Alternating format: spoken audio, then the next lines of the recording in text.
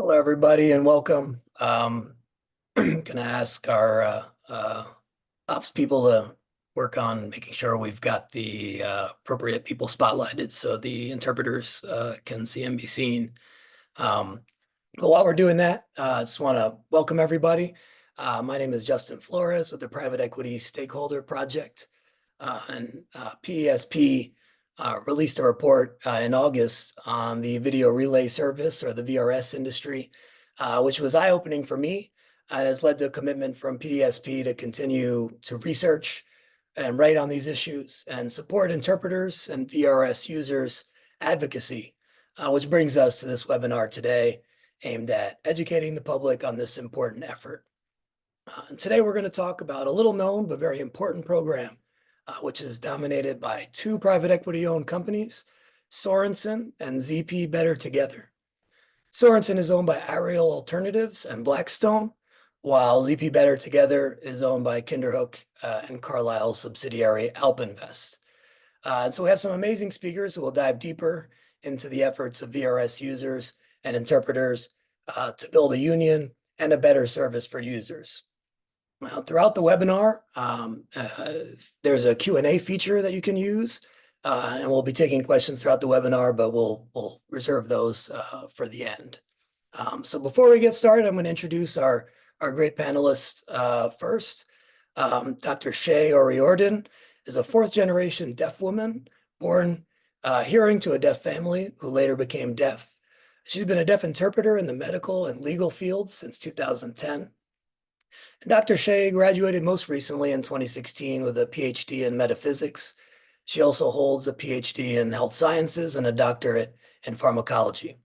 Growing up, Dr. Shay acquired ASL from age 6 months onward, learning and incorporating tactile ASL from her great-grandmother, as well as Iroquois Sign Language.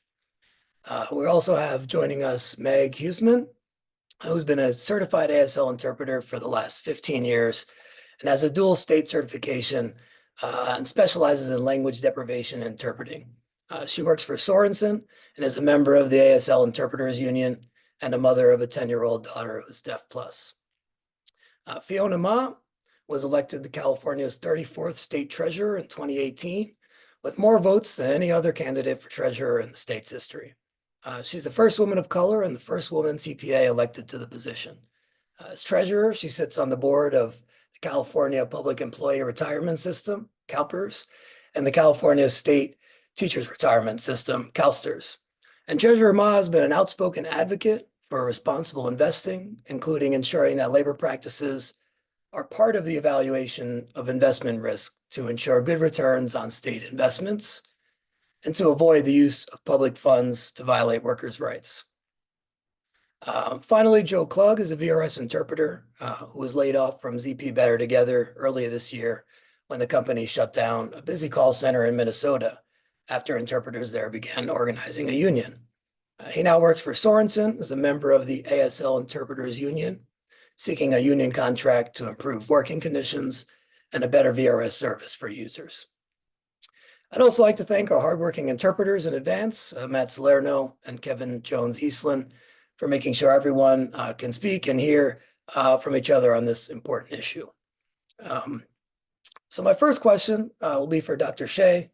It's both simple but very important. Can you tell us what is VRS and why is it such an important service?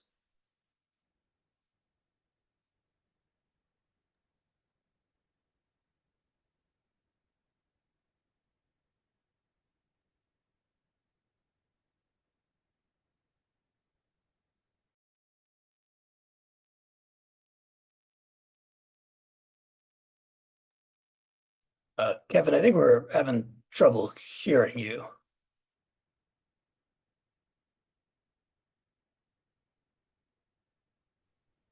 How about now? Now it's good. So VRS is a phone system for the deaf. So we can use that system to make appointments, to meet coworkers online, for example, during Zoom meetings, for work, to basically call 911, So, just whatever anyone would use a phone for, that's what that system is in place for deaf and hard of hearing users. I use VRS every day to meet with clients online, to take Zoom calls. It's very important for deaf people to have that sort of access so that we could take meetings for work, so that we can, maybe call our lawyer or make a medical appointment or have discussions with family or friends, order food, all kinds of things.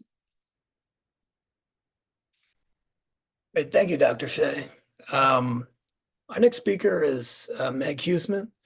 And given your 15 years of experience in the field, can you tell us a little bit about the work that you do and what led you to become active in the effort to organize your workplace? Absolutely.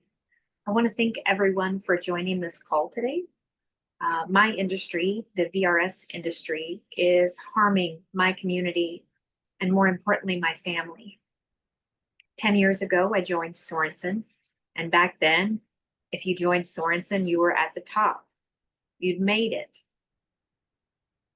Unfortunately, in the last several years, Sorensen has abandoned the deaf community and its employees with its profit over people approach. Last year, I witnessed my company lay off quite a few of their biggest assets. Middle management. My boss, who is a deaf interpreter and had been with the company since it opened, was not spared. The current middle management that replaced the older middle management is not qualified or equipped to support my needs as an interpreter. There have also been numerous changes that impact interpreters negatively, such as being reprimanded if your login rate shows too many requests for another interpreter to join the call for support. I'd like to give you an example of what a typical shift looks like. So my first call might be a doctor's office, pretty routine stuff. Then I might get a call for a parent-teacher conference. Again, not a huge deal. After that, I might get a call from a mechanic shop talking about the car, maybe the sway bar needs replaced or the struts need replaced. Next, I'd get a call to the bank. Maybe we're making some kind of payment, or we're talking about our account or changes that need to happen. Then I hear the all too familiar ding of a 911 call. I might be witnessing an accident where the deaf person is calling from their cell phone, and I can see that they are bleeding, in shock, or panicking, and they are trying to get help as quickly as possible. I do my job, services arrive, they're rushed off to the hospital or wherever they're going. I hang up the phone, and if it's not time for my break, I have to take another call immediately after witnessing this traumatic event. Can you imagine the knowledge base needed to facilitate communication across so many different topics and the potential for vicarious trauma at my job? If I log off, I'm reprimanded. If I have tech issues that can't be resolved within the hour, I'm not paid for the rest of my shift. If I call a team too many times in 1 week, I'm reprimanded. How can I do my job effectively without the support that I need? Next, I want to really paint a picture of what my family experiences as consumers of Sorensen and what myself and my colleagues experience as employees of Sorensen. With my current skill level, I can interpret roughly 85 to 90% of information accurately with a 5% margin of error and 10% of things that just don't translate from one language to another. On average, a newly hired interpreter can convey accurately 40 to 60% of that same information. How do those statistics apply to today's conversation? Well, When my daughter, as a consumer of VRS, does not have equitable access to communication with Sorensen, she doesn't have access to the outside world. She's not calling the bank or the mechanic.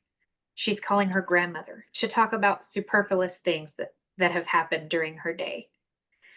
When she gets an interpreter, there's a potential for multiple errors and misunderstandings.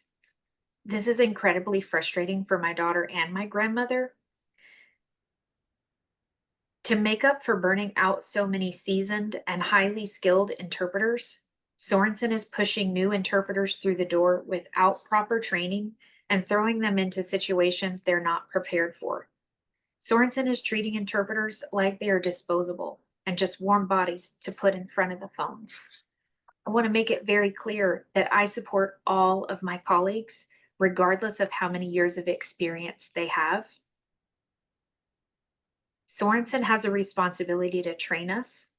They have the ability to train us, and they refuse to fund the resources necessary for us to do our jobs.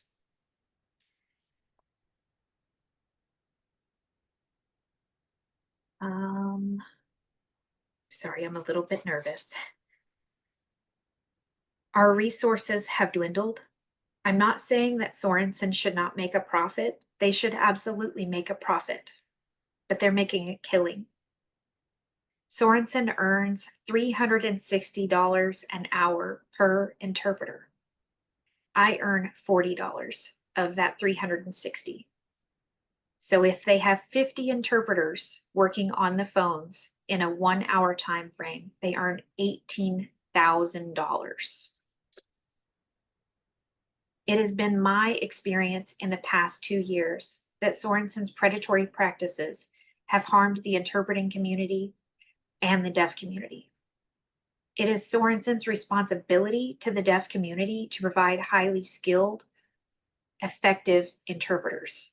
It is Sorensen's responsibility to interpreters they employ to provide appropriate support, professional development, mentoring opportunities, vicarious trauma intervention, higher pay, and more deaf leadership within the company. I support a union because without one, Sorensen will continue to harm the community and my family.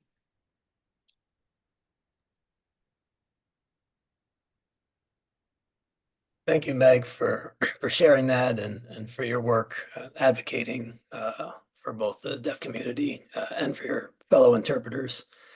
We've shared the link to the union's website in the chat for folks who want to check that out.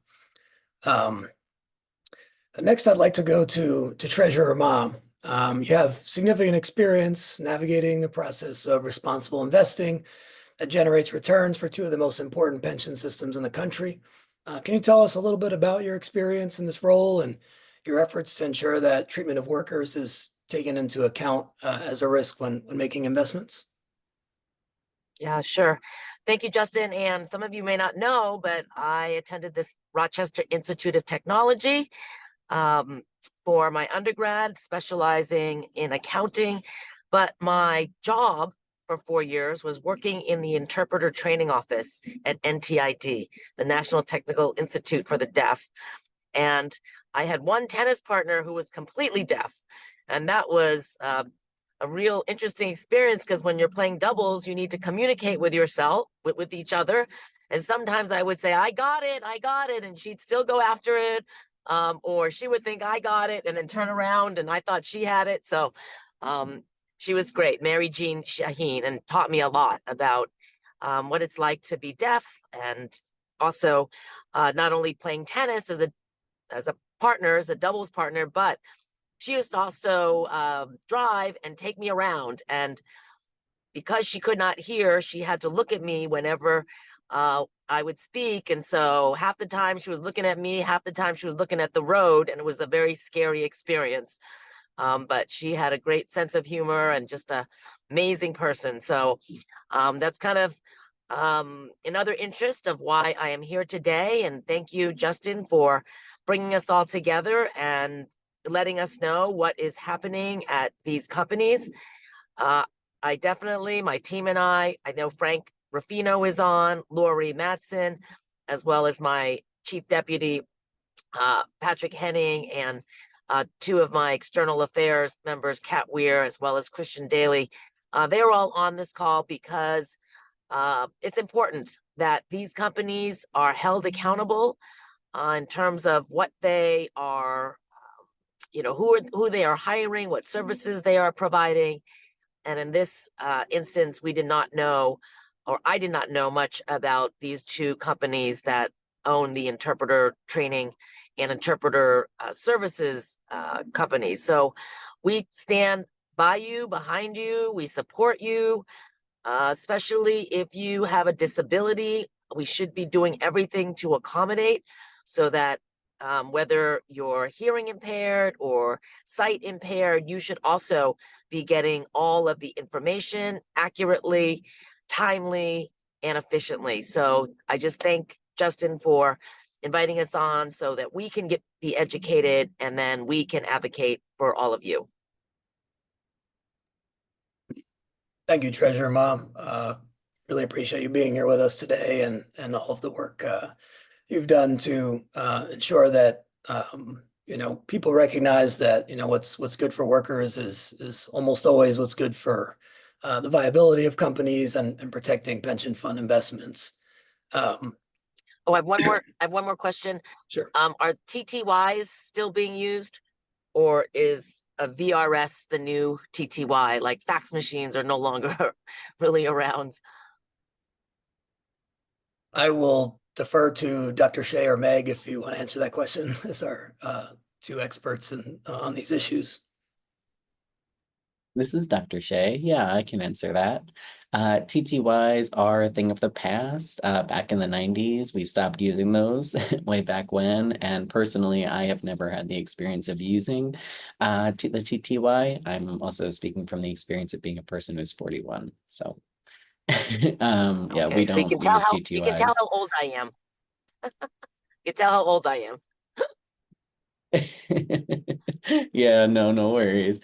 Yeah, TTYs are definitely a thing of the past. That's an outdated technology. As soon as texting came along, that became something that took over, and we definitely see a lot of signers who use the relay service. So that's been the primary way of communicating over the phone for the last 15-20 years. So the last couple of decades, we've relied on the services of the video relay industry. Okay, thank you, Dr. Shea. You're very Yes. welcome. Thanks for that. And Dr. Shea, thanks for that additional information. And I want to go back to you, Dr. Shea, if you could share with us, earlier you explained what VRS is and why it's important. And hoping you could talk a little bit more about why you've become active in supporting the ASL Interpreters Union and what changes to the current system you're hoping to see through this process. Certainly. Yeah. VRS is a major part of my entire life, and it hits every area of it. I'm a daily user of the service, and interpreters who are not able to interpret effectively have a great impact on our lives. If there's an interpreter who may come to work having a bad day, or an interpreter who just had a hard call, maybe like Meg was saying, they just hung up a 911 call and then they have to join me on a Zoom meeting. Maybe they're not in the right state of mind to take my call. They may not be prepared for what's to come. So the constant dependence that I have on VRS is directly impacted by where the interpreter's mindset's at.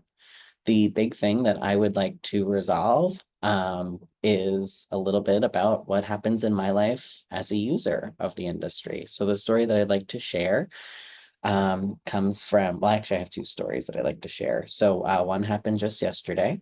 I called in to court and I'm in the middle of a proceeding.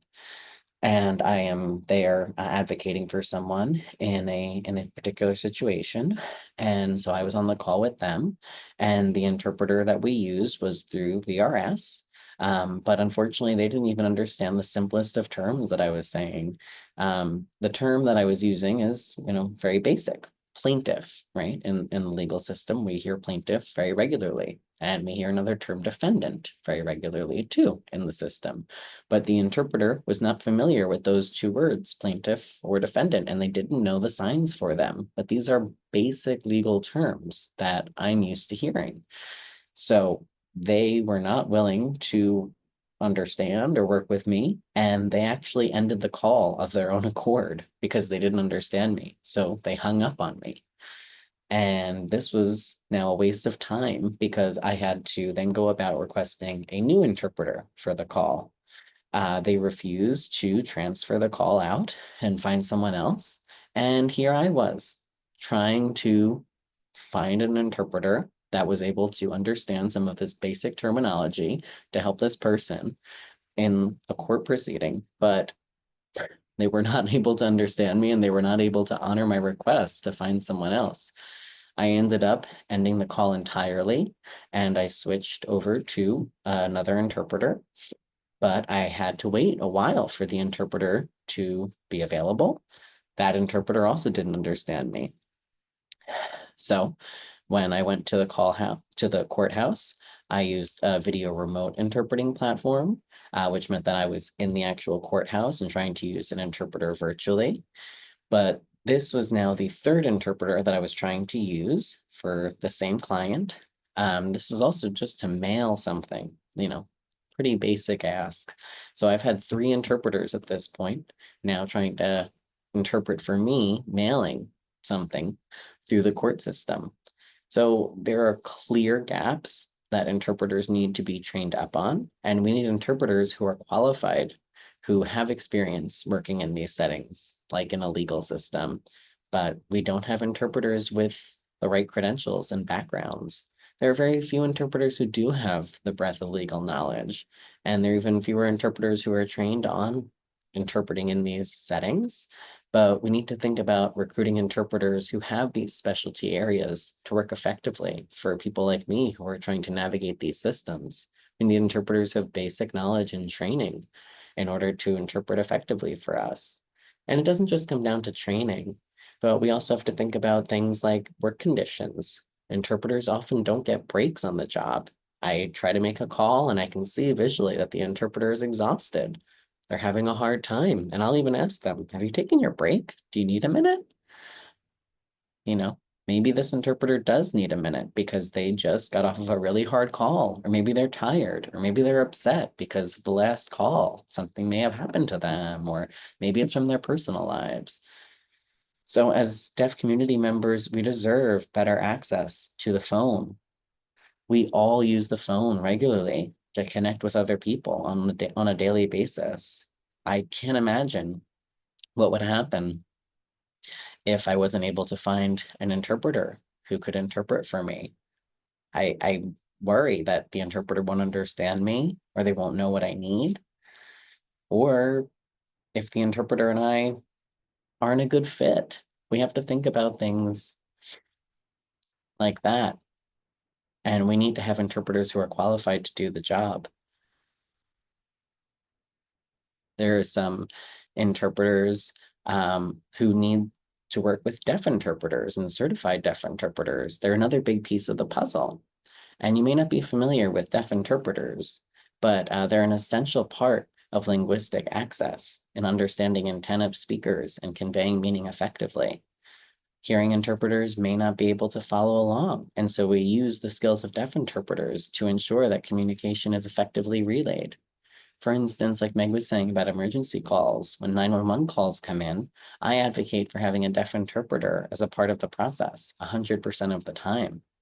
If an emergency call is placed, it's because of an emergency. Maybe the caller is having a stroke. Maybe maybe the hearing interpreter isn't able to follow along because of the state of mind that the deaf caller is in. Having a deaf interpreter there brings in a linguistic and cultural understanding that the hearing interpreter may not be able to reflect. That way, we can ensure that they are effectively represented in the call. It's not a want, it's a need. It's not a nice to have. It's an essential part of the service, and we need to do better about educating people about the function of deaf interpreters in the process. We also need to improve the technological standards that we're operating under. They're currently abhorrent. We have tons of issues regularly in maintaining connectivity, and the service has not been updated at all.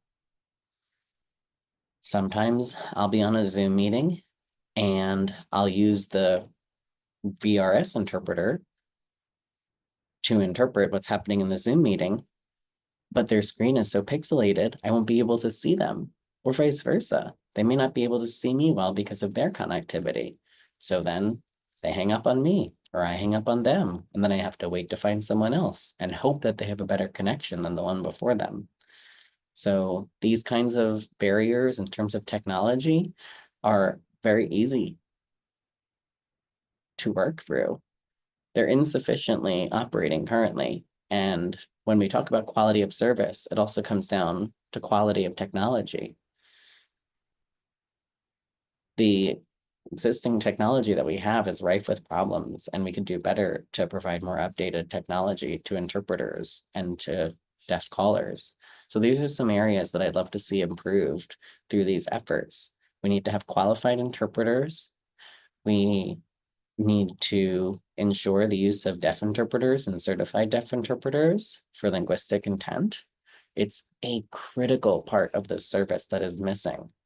And finally, we do need to improve the technology that's being used, because currently the funding that goes to Sorensen and the ZP is not being allocated to improve technology. So without good technology, we're not able to access this kind of service appropriately. Thank you. Thank you, Dr. Shea. I saw, Meg, you had your hand up. Did you want to jump in and add something? Yes, I just wanted to piggyback on what Dr. Shea said about having deaf interpreters. That is something that Sorensen employees have directly asked for multiple times, and we have been given a flat out no as of less than a month ago. I asked if deaf interpreters would be hired to team with us and work with us on the very issues that Dr. Shea mentioned, and it was a hard no, because Sorensen does not want to cut into their own profit to hire deaf interpreters.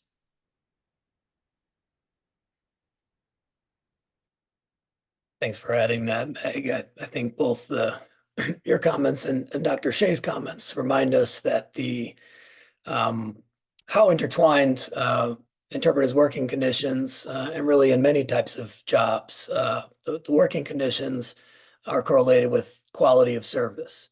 And a reminder that in oftentimes with the private equity model of buying companies and trying very quickly to increase profits and profitability, both workers and quality can suffer. So I definitely appreciate your comments. I also want to add that being there may be a generational gap. Somebody joining us posted in the Q&A period to say that TTY machines are still used by older deaf folks, and that they are supported and still required by the FCC. Though the more modern technology is VRS, some people still are using TTY. So thanks for that. Wanted to make sure that was also heard. Up next, we're going to hear from Joe Klug. I want to thank you for bearing through some technical difficulties and being able to join us today. You've had some experience in trying to advocate for a better VRS program, and I'm hoping you could tell us a little bit more about your experience and the situation you faced earlier this year. Yeah, so I initially worked with Purple Z VRS, and I had started talking with some of my colleagues about establishing a union. It was just going to be within our location of St. Paul. And we were starting to get very little progress on it, but we were going to be meeting with some union reps to try and figure out what that process would look like of getting everything set up. The reason that we wanted to get it done is there were a lot of different things that we were noticing within our system. Our admin was really disconnected. They didn't understand who we were as interpreters and what we needed. Luckily, we had a center manager that really advocated for us, but there's only so much that she was able to do. We were noticing that a lot of the new interpreters who were coming in were given a really high raise. When I started, I was a new interpreter. I had less than 2 years of experience and I didn't have any certification. But as I came in, I was talking to people and I already was getting more money than people who had been there for 2 or 3 years. They had certification and they had shown that they were a really good employee. One of the things that we do often is we are able to give kudos to people who are exceptional workers, are really good to team with, and take control of a situation when it gets hard to manage. And we had people who were getting compliments from their peers on a daily basis. Every time that they were working, they were getting something that showed that they are a really good interpreter. But still, they were making less than someone that had very little interpreting experience at all and was just coming in. So that was one of the things that we noticed. We tried to advocate for them to get raises, and they would always try and go to management, but they weren't able to get that to work out. They were always given some sort of answer that would be like, oh yeah, this is something that we can work on, or once you get certification or another level of certification, then we can talk about it. But if you've been there for years and you have shown that you do good work, your peers are acknowledging that you do good work, that should be a reason to get a raise. If you've been there for 2 years, there should be reasons for you to get a raise. So that's just one of the reasons that we were thinking that this would be something that would benefit us to have a union. So one of our leads started to get that in the works, and we had a meeting set. We had a date ready for it. And I was working I'm from Minneapolis.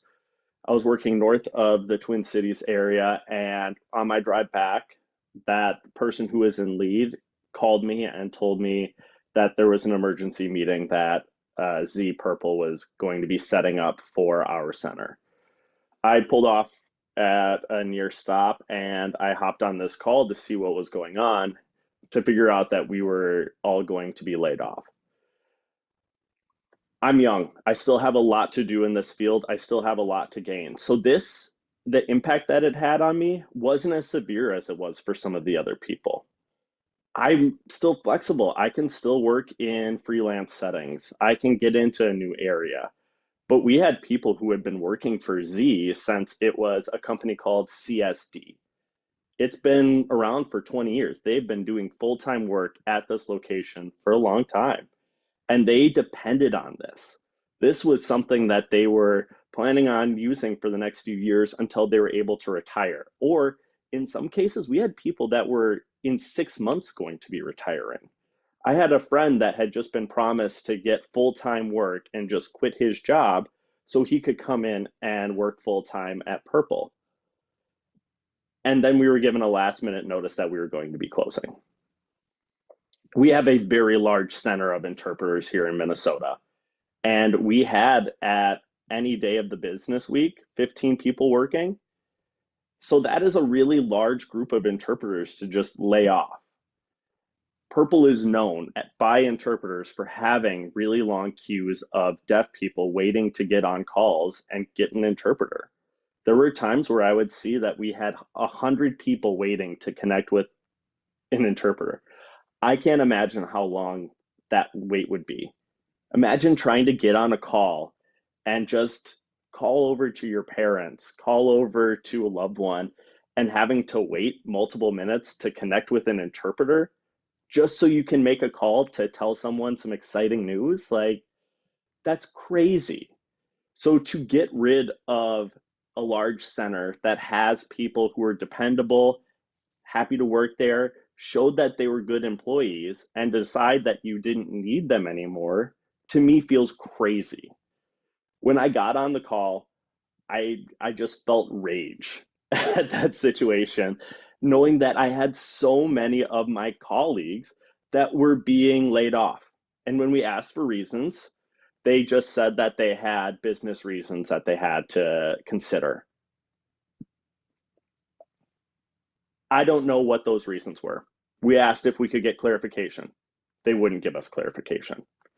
We asked what sort of reasons, what sort of decision-making process went behind this, and they said that they would get back to us, which they never did.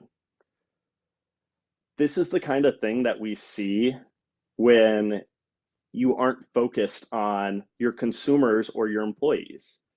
If you're focused on the profits and you're just focused on having a product that makes as much money as possible, we see that Purple has a worse product, a product that people aren't going to want to use. And this is one of the issues that we're seeing right now with Sorensen, is that we are seeing that there are more decisions that are being made that aren't for helping interpreters or helping their consumers and the deaf community. And so there's this real concern that there's a possibility that Sorensen might follow this path that Purple is on and start having a worse product and having longer wait times for deaf people. Now that I'm working with Sorensen, I want to continue this. I want to continue having a union for all VRS interpreters because it makes our job more manageable. If I am working an hour as an interpreter and I have call after call after call, they get really frustrating. We see a lot of oppression in our field on the deaf community, and we can try and advocate as much as we can, but a lot of times our role is really not there to be an advocate. We are there to facilitate communication between the caller and the hearing people, and we can try and educate and we can try and add that in, but that's also a really big mental demand when we are trying to just get this basic call taken care of. And as Dr. Shea has mentioned before, there's some really serious calls that happen.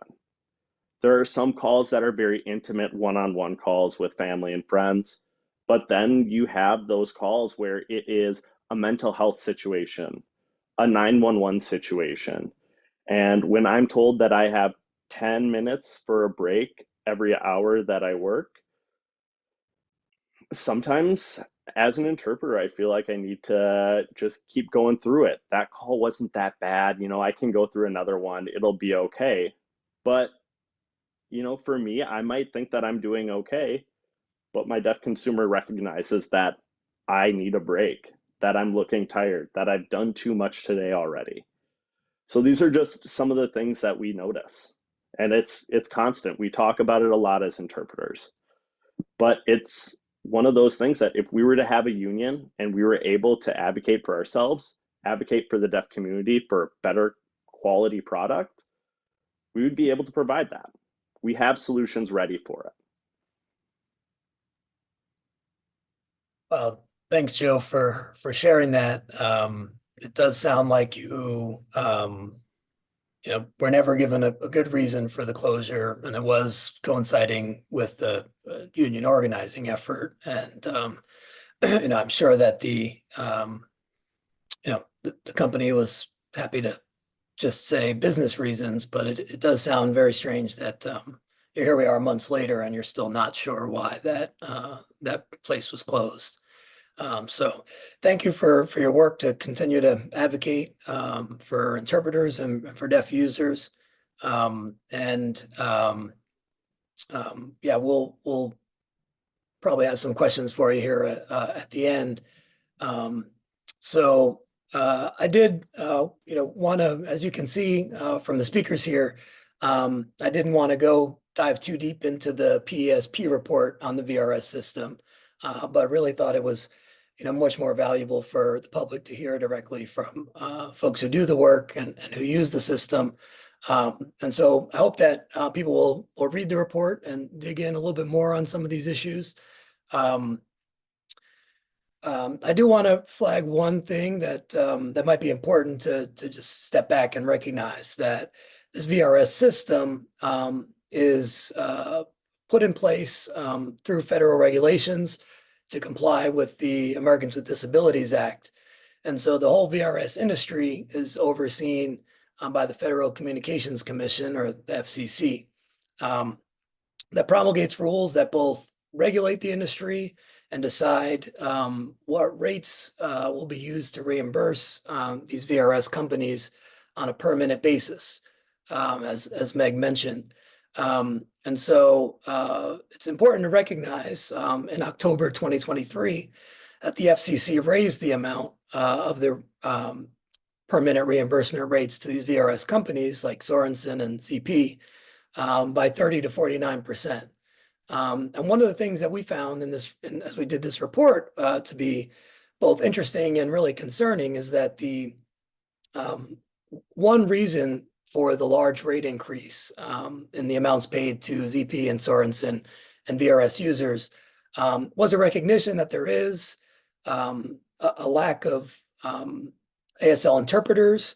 There's a shortage that I think even the companies were saying publicly that wages and benefits needed to be increased in order to improve retention and deal with these issues. And so that FCC regulation actually states that they expect wages and benefits to increase by 65% over 5 years. And here we are 2 years later, post rate increase. And what we're hearing is that interpreters are not seeing across the board increases that would come anywhere near a 65% increase over 5 years. So these same regulations that say that they expect this 65% wage increase to happen, also allow for VRS providers to come back to the FCC. And if they show that, in fact, they needed to increase wages even more, that the FCC could then go back and reevaluate whether they need to raise rates again. But it also says that if these wages are not increased accordingly, that they might reevaluate and take other steps, including lowering the rate. And so this both presents an opportunity for the VRS providers to work with their employees to raise wages and hopefully be able to do that without sacrificing the integrity of the business. But it also creates a risk where we may see a decrease in reimbursement rates if these wages are not increased as they're supposed to be. And such an action would really create serious risk for the viability of these companies and also for their investors. So, this is really, I think, important context that, this is all happening in a federally regulated industry. And it means that in addition to VRS providers and their private equity owners, that the FCC should also play a key role in ensuring that the VRS system is not further harmed by low wages and poor working conditions that can make an interpreter shortage even worse. So with all this very important information that we've learned today, I think that the question remains, what can we do to improve the VRS system, and who should be taking action on these issues? I'm going to take a second if folks could share the slides on this. And I will take a minute to make sure that that's visible and working for folks. Looking good. Okay, great. So as we mentioned, both the FCC plays an important role, and we're calling both PESP created a list of action items in the end of our report, and the ASL Interpreters Union also has a list of things that need to happen in order to resolve this crisis, which you can find on their website. But to summarize those things briefly for the purposes here, we believe the FCC should meet with the ASL Interpreters Union and enforce current regulations or implement new regulations on VRS providers that improve the service by meeting the goals of interpreters and ending a national interpreter shortage that is really plaguing VRS. Go to the next slide.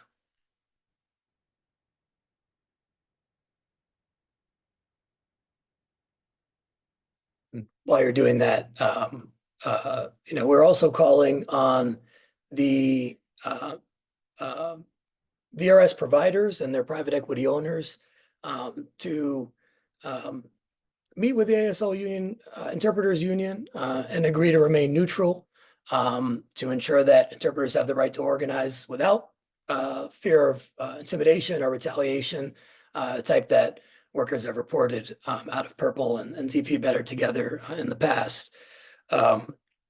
Those interpreters, are looking to collectively bargain to improve staff retention through a number of improvements, such as increased wages that are more transparent, benefits, breaks, more training and mentorship, real deaf community input into the business, hiring of certified deaf interpreters, and better staffing that will lead to less wait time for users, as well as additional support for trilingual and other types of interpreters. And specifically with the issues that Joe raised earlier, we're calling on ZP Better Together and Kinderhook and Carlisle to ensure that the call centers that were closed are reopened and that former employees are rehired, as well as a commitment to avoid withdraw and avoid future use of forced arbitration agreements, which was another issue flagged before the closings. Hey, Justin, I see a chat message that says we can't see the interpreter now that the slides are raised. Can we make sure that? Okay, sure. Why don't we remove the slides? We want to make sure that everybody's able to see the interpreter first and foremost. Oh, the person said it had been resolved. Sorry. No problem. Yeah, so the final thing that that we're asking is for investors who invest in the private equity owners of these two companies, particularly Blackstone, Ariel, Kinderhook, and Carlisle and AlpInvest, should also meet with interpreters to learn more about the situation at these two firms, should inquire with these asset managers about their labor standards generally and how they're being applied at these particular companies, and then should review this information against their internal investment policies to evaluate any fiduciary risks that could be caused if these issues are not addressed in a timely manner. So those are the main things that interpreters are asking for.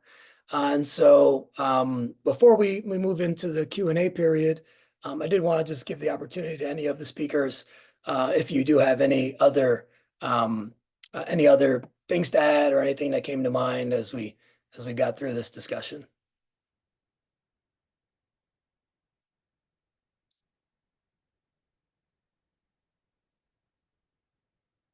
Joe. Yeah, I just wanted to follow along with Dr. Shea. She had brought up kind of the quality of interpreters that are available. And one of the things that we notice when we have good interpreters who are skilled and trained in certain areas, but also having DIs with them, there are certain situations where we see that becoming really important. And I just wanted to kind of emphasize some of those areas. One of them is in mental health. Mental health is something that is really hard to diagnose for a hearing person to diagnose another hearing person. So if you are adding on cultural barriers, you're adding on language barriers, that becomes even more difficult. And that is still a call that happens a lot within the VRS space. I would echo that legal is another area that is really difficult to interpret, even if you know the jargon. So having DIs, deaf interpreters, would be something that would be hugely beneficial. And I would just like to applaud that note.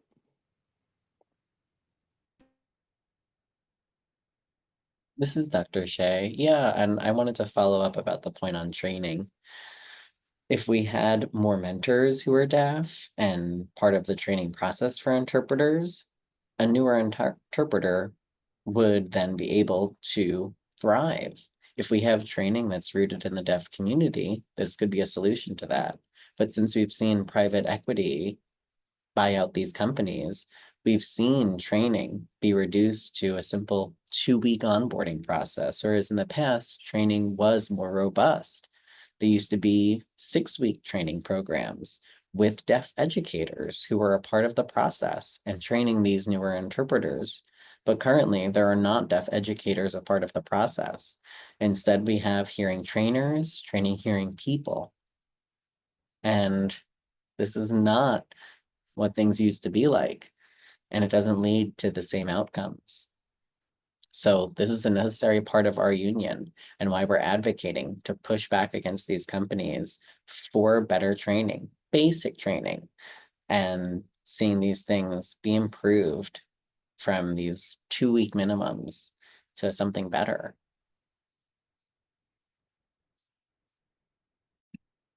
Thanks for that. Those are very important points. So before we, so we have, as I mentioned earlier, there is a Q&A here in the Zoom, and folks are welcome to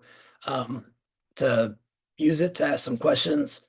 We did have one that is a comment that I think is an important thing to flag. So I'm just going to read this comment from the chat, which is that the chief legal officer for ZP Better Together is an attorney and former chief of the FCC Disability Rights Office who oversees the TRS.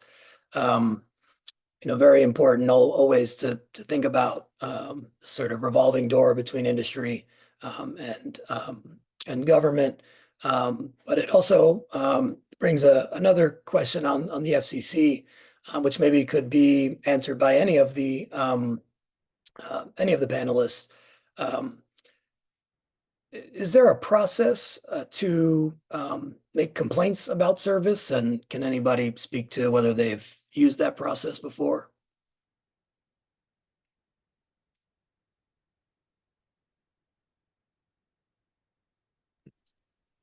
This is Dr. Shea. Yes, there is a grievance process in place. However, it is not a transparent process by any stretch. Additionally, it's not a process that I feel heard in as a consumer of the service. I have filed complaints directly with these providers like Sorensen about interpreters when things have happened in different calls, and the response has been, "Thank you for your feedback." Full stop. There's little to no resolution on these issues at all. Thank you, Dr. Shea. It's hard to hear about that. One of the things that we identified when we wrote the report was both that the information about complaints is often not public, and the industry has been able to make a successful legal argument that the basic information about number of complaints and a lot of the details that would be helpful, I think, for advocates to know and to be able to advocate for improvements is classified as a trade secret, and so there is very little transparency into those complaints. Although we did do a Freedom of Information Act request that that gave us some information, but highly redacted. And so that's definitely another issue.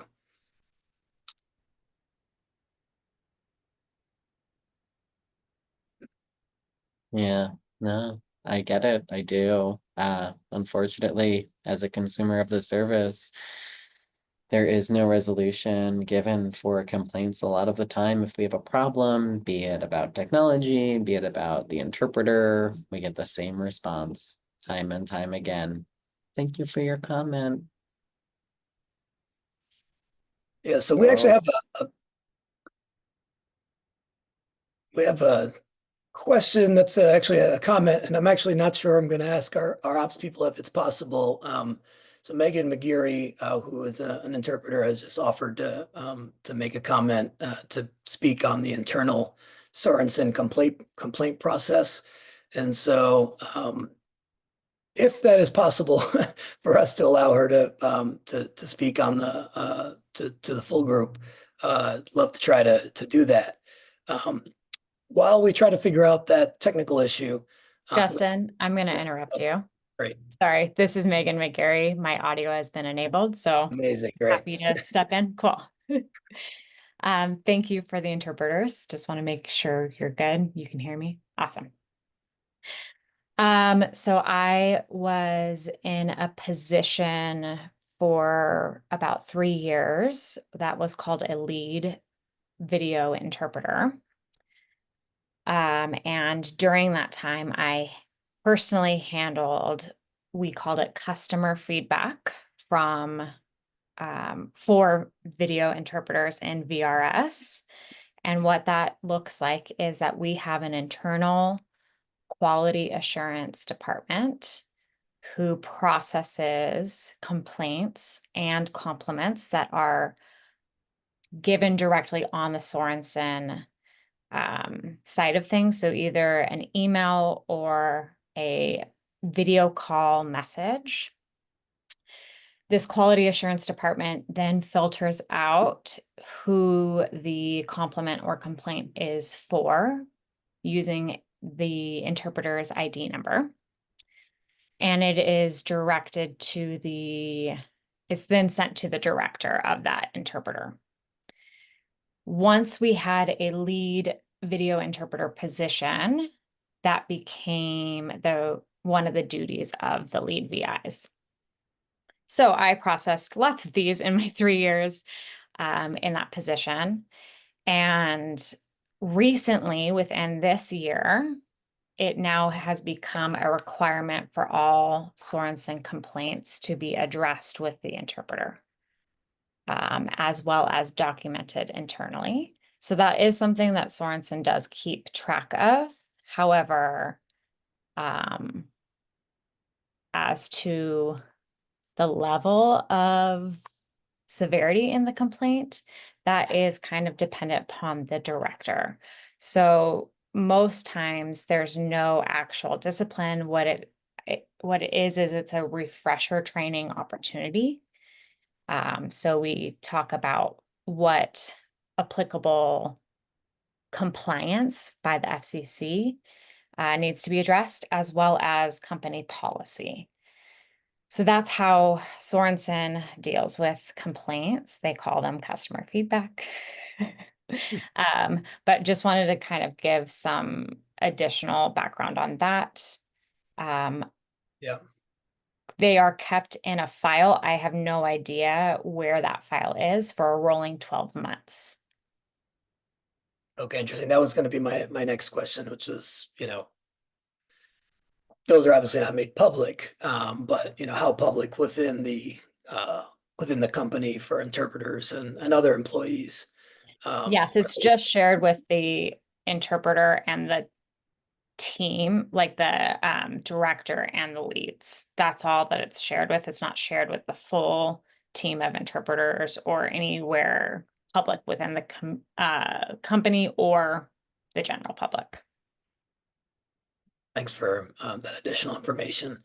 You may want to stick around because you may have a good answer to this next question, which is what consideration is there for interpreters to have certifications or membership with RID, which is the Registry of Interpreters for the Deaf?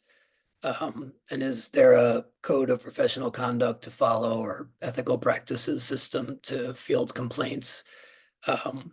Was the question. Feels like a lot, but just given that, if any of the interpreters have any thoughts on either certifications or codes of professional conduct or practices fielding complaints. I see Meg. I can try to take a stab at this. I'm not sure I understand the question correctly, but I know that Sorensen itself has a $1,000 stipend for professional development for full-time employees and a $500 stipend for part-time employees. But if we're talking about the code of ethics, I wouldn't say that my ethics are on me as an interpreter. But there's no ethics for Sorensen. They don't have to follow a code of ethics. So I would again advocate, this is why we are very much pro-union. I'm seeing the harm that is being done by these situations that our interpreters are being put in, that there's no way to handle these situations. And so we're asking the company for support to do these things. Does that answer the question? Yeah, I think that makes a lot of sense to think about. Yeah, the code of ethics affects interpreters who are doing the interpreting, but it doesn't seem to reach beyond the background and the working conditions and all the issues that might make it difficult for somebody to meet their professional obligations. Thanks for that.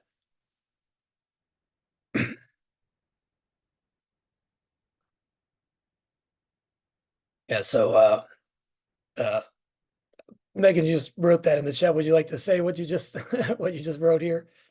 Just confirming that it is not, from a company perspective, it is not the code of ethics that are the guiding factor. It depends on who you speak to within the company. So as I was addressing customer feedback, I would always try to pull back into code of ethics because I'm an interpreter. But from a company perspective, it's about compliance with the FCC and company policy compliance. They are not beholden to the code of ethics. Thanks for sharing that. So right now we have no additional other questions. If anybody had anything else they want to add in these last few minutes before we wrap up.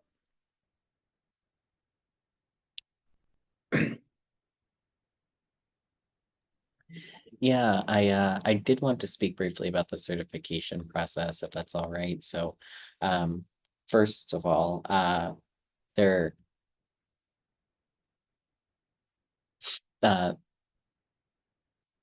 more than one agency does certify interpreters. There are a few agencies out there that do certify interpreters. So I'm talking about the BEI.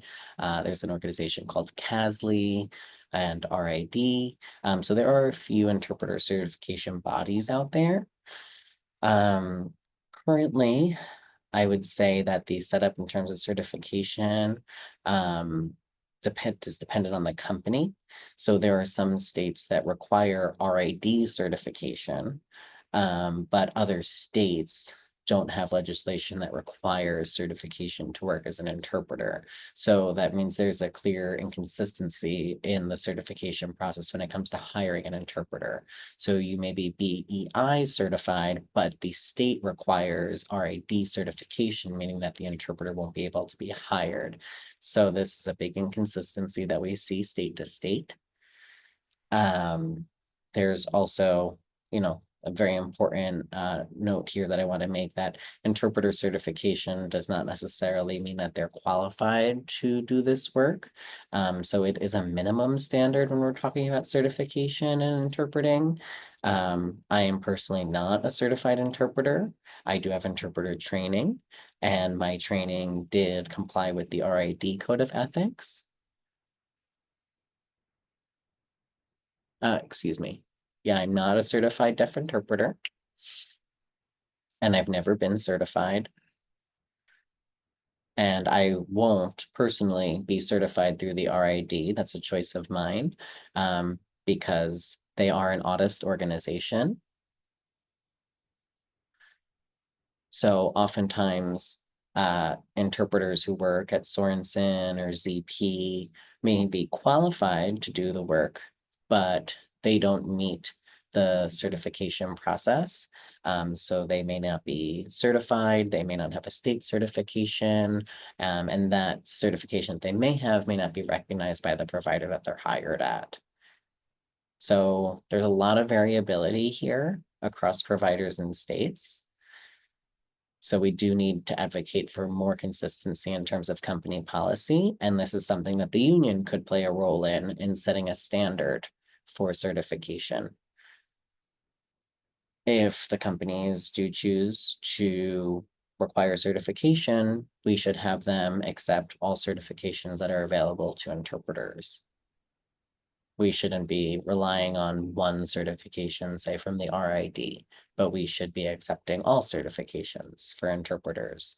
And I think that this is something that the union could advocate for as a part of their demands or in the negotiation contract by saying what kind of certification should be accepted and that certified interpreters could be used. Right, thanks for that additional clarification. I think we're gonna close out here. I want to thank all of the panelists for the work they're doing and for their time with us today. And again, a special thanks to the interpreters who joined us to make sure this was an accessible webinar. And we will be following up with everybody who registered with some additional information and links after the webinar. So thanks for joining us, and hopefully you'll be digging into that report and learning more about this important issue going forward.